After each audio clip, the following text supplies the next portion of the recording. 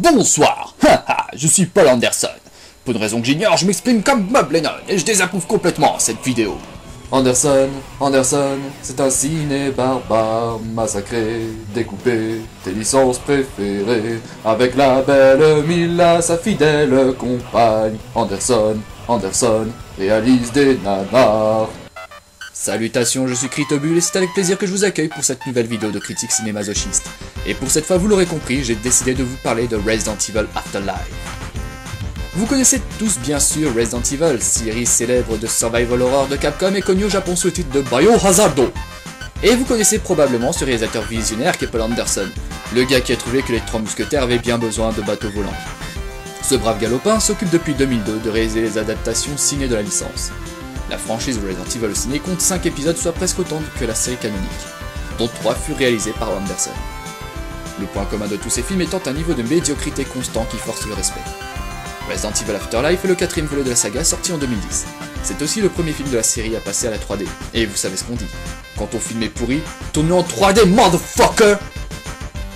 Assez paladré, passons tout de suite au défonçage, je veux dire à la critique de l'œuvre. Dans Resident Evil Afterlife, on retrouve notre héroïne préférée, Alice. Personnage exclusif au film qui est tellement trop puissante qu'elle est trop forte parce que c'est la femme du réel, qu'elle est trop belle ma femme que son c'est Mila Jovovich.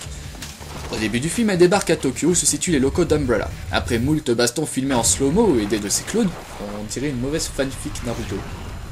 Elle arrive devant Wesker qui lui injecte un sérum avant de se cracher comme un abruti avec elle. Plus tard, la belle Alice apprend l'existence d'un havre de paix du nom d'Arcadia. Ni une ni deux, elle s'embarque dans un avion qu'elle a probablement dû acheter à un zombie et va jusqu'en Alaska où elle se fait attaquer par Nikki Sanders de Heroes. Bon, en fait c'est Claire Redfield qui se fait manipuler par Umbrella au moyen d'un truc mûche planté dans les nichons. Les deux super nanas décident de suivre la trace d'Arcadia et se retrouvent en plein Los Angeles dévasté et atterrissent dans une prison où se retranchent les survivantes et surtout, surprise, Chris Redfield, qui est enfermé sans raison valable par les autres survivants. Et Chris Redfield est interprété par Wentworth Miller. Vous voyez le truc? Eh ouais, Wentworth Miller, une prison, Michael Scofield, Prison Break. Ah, trop fort ce polo. Bref. Le problème, c'est que la prison est entourée par de villes infectées et nos bons hommes doivent vite se tirer de là afin de rejoindre Arcadia, qui est un bateau. Alors que j'étais sûr que c'était une partie du titre d'un excellent JRPG sur Dreamcast. Resident Evil Afterlife fait office de retour aux sources, pollué par la vision d'Anderson, avec le retrait de toutes les super capacités de Marisu, comme les pouvoirs psioniques. Cela me fait un peu penser à ces scénars de jeux vidéo dont le deuxième volet trouve toujours un moyen de vous retirer vos pouvoirs au début du jeu. On retrouve dans ce Resident Evil tous les travers qui font le cinéma d'Anderson depuis sa rencontre avec Mila Jovovich, à savoir du n'importe quoi et surtout une omniprésence de la belle. Je le disais dans ma critique des Trois Mousquetaires, on a l'impression en voyant ce film que Polo nous donne des coups de coude en nous disant « Eh, tu l'as vu ma femme, elle est belle, hein ?» Il en résulte un personnage tellement cheaté, tellement god mode qu'on a l'impression de voir un personnage de fanfic écrit par un marmot de 12 ans. Et là, Alice, elle a des clones, comme dans Naruto, et puis elle donne des coups d'épée. Et là, elle rencontre Claire Redfield, et Claire, elle est bonne, mais elle a perdu la mémoire. Et là, elle va dans une prison, et elle voit Chris Redfield. Et là, Claire, elle reconnaît pas Chris, parce que Chris, c'est Michael Scofield. Et après, il y a un gros monstre, et Wesker qui se fait tuer, et ensuite, Alice rencontre Nico Robin, elles deviennent lesbiennes, sauf avec moi, et on se marie, mais en fait, Clara Morgan, elle est amoureuse de moi en secret, mais ça, ce sera dans la suite. Le personnage de Mila est comme toujours super exagéré. Claire est en revanche transparente, complètement vide et en retrait. Elle est interprétée mollement par une Ali Larter qui n'a rien de plus à offrir que son joli minois, et peut-être une scène d'action pour la mettre en valeur. Chris Redfield est en revanche une déception totale. Je n'ai rien contre Wentworth Miller, mais alors, pour un jeu qui se base sur Resident Evil 4 et 5, les ennemis sont des Ganados ou Magini, ou peu importe le nom que vous leur donnez, je trouve qu'il manque un peu de biceps. Bah oui quoi, je veux dire dans Resident Evil 5, Chris il défonce un rocher à main nue.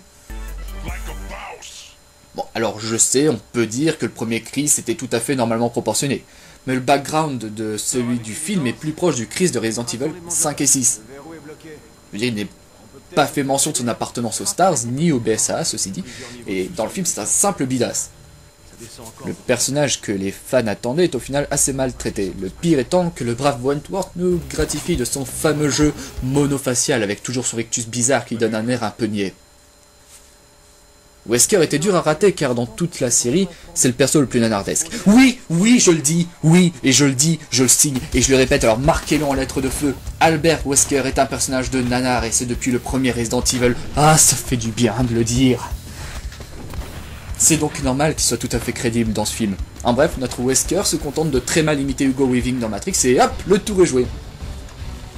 Les autres personnages ne servent absolument à rien d'autre qu'à nous gratifier de scènes de mort absolument pas surprenantes. Alors je prends le risque de spoiler le film. En gros, les personnages du jeu survivent, les autres non. Complètement vides et stéréotypes, on les oublie bien vite. Tout comme les héros du film d'ailleurs, qui ne semblent pas s'émouvoir plus que ça de leur mort. La réalisation est ultra tape à l'œil. C'est du film en 3D biotch.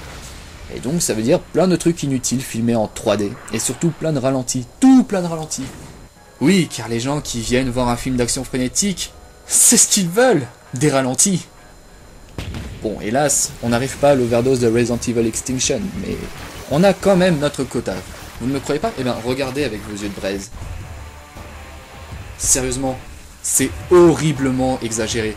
Ce film parvient à avoir des chutes de framerate, c'est un exploit. Ce film est tourné en Derek Vision, ça en devient ridicule.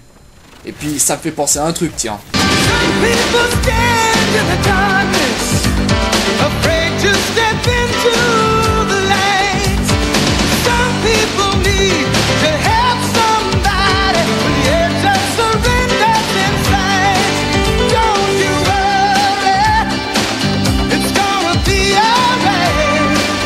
Resident Evil Afterlife est bien le digne successeur de ses trois ancêtres.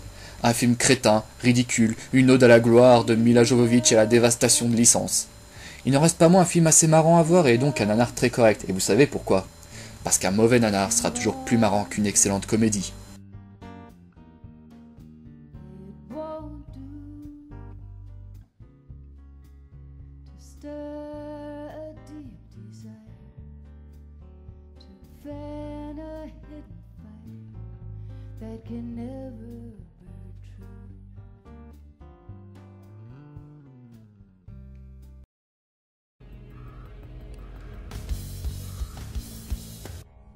Tu aurais dû en emmener plus.